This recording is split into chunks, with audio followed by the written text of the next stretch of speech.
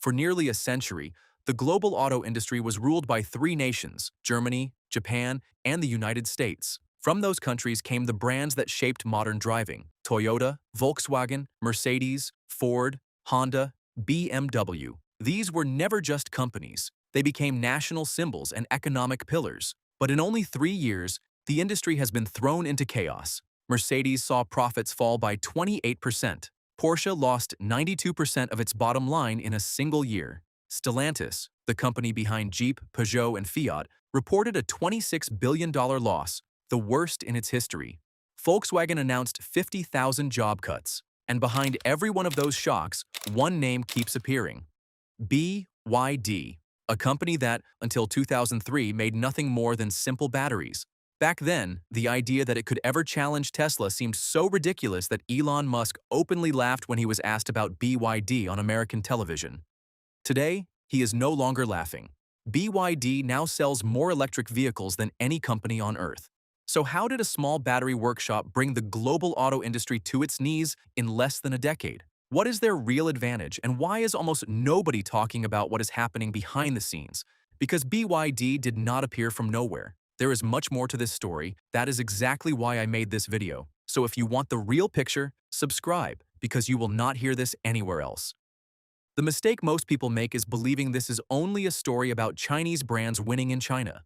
That alone would be bad news for Mercedes and Volkswagen, but at least they would still have their home markets. The reality is far worse.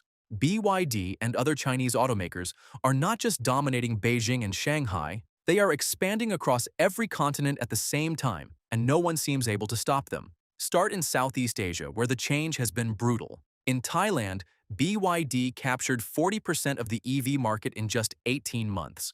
Mitsubishi shut down its local factory. Mazda cut production by 60%. A region that had been a Japanese stronghold for 40 years flipped in only a few. In Singapore, 1 out of every 5 new cars sold last year was a BYD. In Malaysia, BYD became the top-selling electric brand in 2024. And closer to home, the picture is just as grim. Look at Europe, where Western automakers believed they were protected. Chinese brands now make up more than 11% of European EV sales, and that share keeps growing every quarter. Renault posted its first net loss in 5 years and warned that margins would continue shrinking because of Chinese competition. Stellantis is bleeding in its core markets. Even Audi, once seen as untouchable, is losing customers in China while also losing market share in Europe.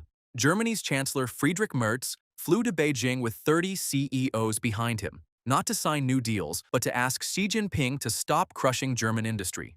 20 years ago, that would have been unthinkable. Then there is Brazil. BYD captured 72% of Brazil's EV market in 1 year and opened a factory on the site of an old Ford plant the Americans had abandoned. They are doing the same in Mexico, Israel, and Norway, one of the toughest EV markets in the world, where the BYD Tang entered the top 5 best-selling models immediately after launch. The United States is the only major market where BYD remains blocked, officially over national security concerns.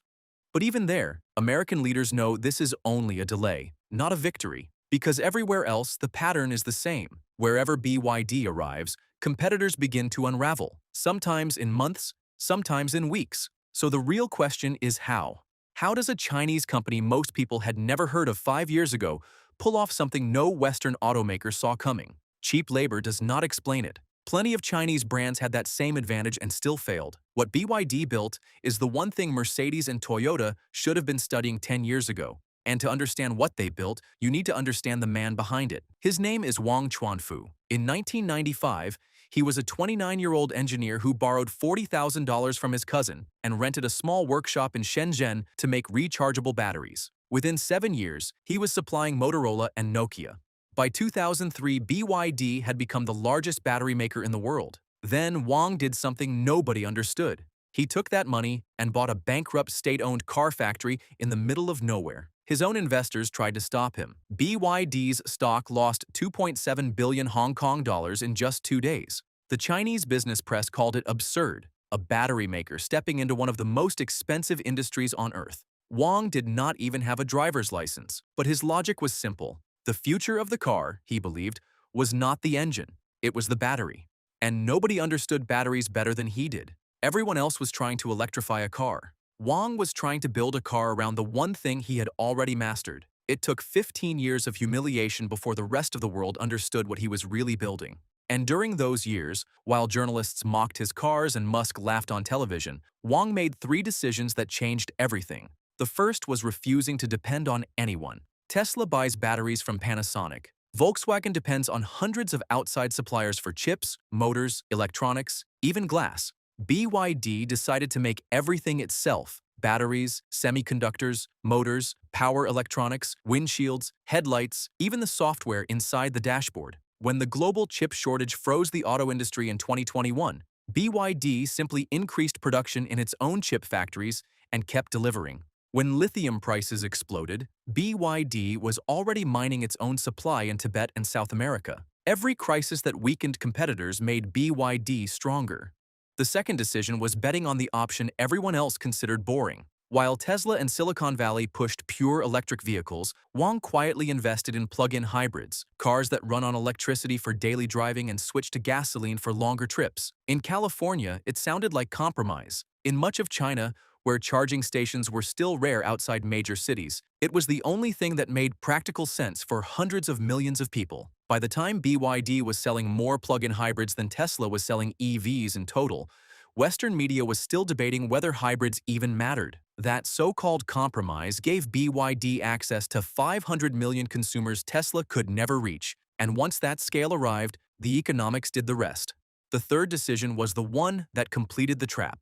In 2020, BYD introduced the Blade battery, using lithium iron phosphate instead of the nickel and cobalt chemistry others relied on. It was cheaper, safer, and lasted longer. It could survive a nail through the battery without catching fire. That mattered more than most people realized. It allowed BYD to sell cars below Tesla's price while claiming a legitimate safety edge. 4 years later, Tesla began buying batteries from BYD for its own vehicles.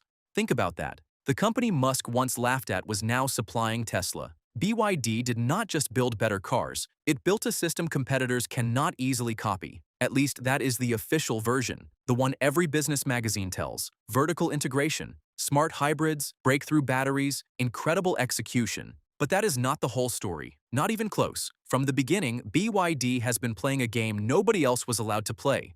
Between 2015 and 2020 alone, BYD received roughly $4.3 billion in direct subsidies from the Chinese government. In 2016, the subsidies it collected were larger than the company's total net profit. Without government support, BYD would have been losing money that year. And that support came in every form imaginable: free land, zero-interest loans, tax breaks, guaranteed contracts for buses and taxis, and direct buyer subsidies that lowered the cost of every car. At its peak, analysts estimated BYD was receiving between $2,000 and $4,000 in public money for every vehicle sold. That changes everything. Companies like Volkswagen or Toyota price cars based on actual margins. BYD can sell below cost for years and still report profits because the state quietly fills the gap. This is why competitors cannot simply build better cars. The problem is bigger than innovation. BYD is part of a national strategy. Under China's Made in China 2025 plan, the auto industry was openly listed as one of 10 sectors China intended to dominate globally. BYD became one of the tools, and by the time Western governments began discussing tariffs, the system was already built. The supply chains were already locked in. The competition was already weakened. But now, cracks are starting to appear. Researchers in Hong Kong claimed BYD's real debt may be far higher than reported, hidden through supplier financing that allows the company to delay payments for an average of 275 days. Critics say suppliers are effectively acting as unpaid banks. Others point to zero-mileage used cars, where dealerships register new cars under shell companies to inflate sales before reselling them as technically used. Questions about quality are growing too. Recalls have increased. Complaints are rising. In Brazil, labor investigations at a construction site linked to BYD described conditions compared in court to forced labor. At the same time, profits have started slipping, and rivals inside China are becoming more aggressive. None of this means BYD is collapsing tomorrow. It is still massive, still profitable on paper, still the world's largest EV seller, but the cracks are no longer invisible. And whether BYD becomes the Toyota of the 21st century or collapses under the weight of its own system, The bigger story is what it represents. Because Beijing is already running this same strategy in other industries. The rules of global business have changed, and the companies playing this game best right now are not in Detroit, Stuttgart, or Tokyo. They are in Shenzhen, Hangzhou, and cities many people in the West have never heard of. And the story does not end with cars. If you liked the video, don't forget to subscribe to the channel to support me. See you in the next video.